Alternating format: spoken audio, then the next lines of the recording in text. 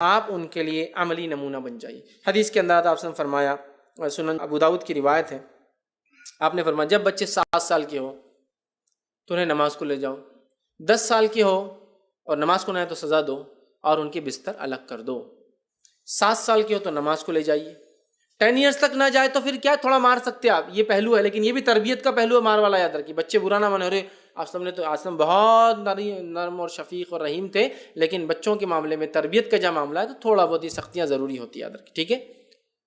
تو کہا 7 سال کے نماز کو لے جاؤ، 10 سال کے ہو تو مارو اور کیا کرو، 10 سال کے ہو جاؤ تو بستر الگ، ماں باپ سے بھی الگ اور آپس میں بھی بچے الگ سوئیں گے۔ اب سمجھ گئے آپ، ماں باپ سے بھی الگ اور آپس میں بھی الگ، ایک چادر میں نہیں سوئیں گے بچے آپ کے، اب 2 الگ الگ چادریں ہوں گی، ٹھیک ہے بھائی، ہم غریب ایک ہی روم میں رہتے کوئی مسئلہ نہیں، لیکن چادریں دونوں کی الگ ہوں گی، ایک چادر میں نہیں سوئیں گے، اس لیے کہ برائی بہائی پھیل سکتی ہے اس سے۔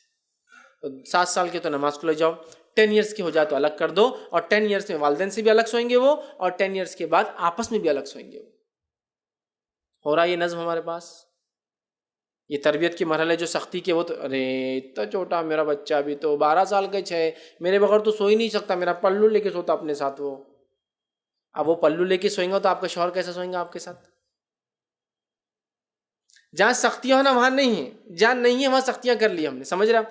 7 سال کا ہوگا تو بیٹے اب الٹیمیٹم آپ کا شروع ہو گیا، اب آپ بڑے ہو رہے ہیں، اب آپ کو الگ سونا ہے، اب آپس میں بھی الگ سونا ہے، سمجھ رہے آپ؟ جہاں سکھانا ہے وہاں جہاں سختیاں ہیں وہاں نرمیاں ہیں ہمارے پاس، اور جہاں اسلام میں نرمیاں ہیں وہاں اتنی سختیاں کسی کو انتہا نہیں۔ سمجھ رہے آپ بات کو؟ اس چیز کو سمجھنا ہوگا، یاد رکھیں۔ تو یہ پریکٹیکلی سکھایا جا رہا ہے، لے جاؤ مطلب خود بھی جاؤ، بچوں کو بھی لے جاؤ نماز کو، ہاں بستر الگ کرو۔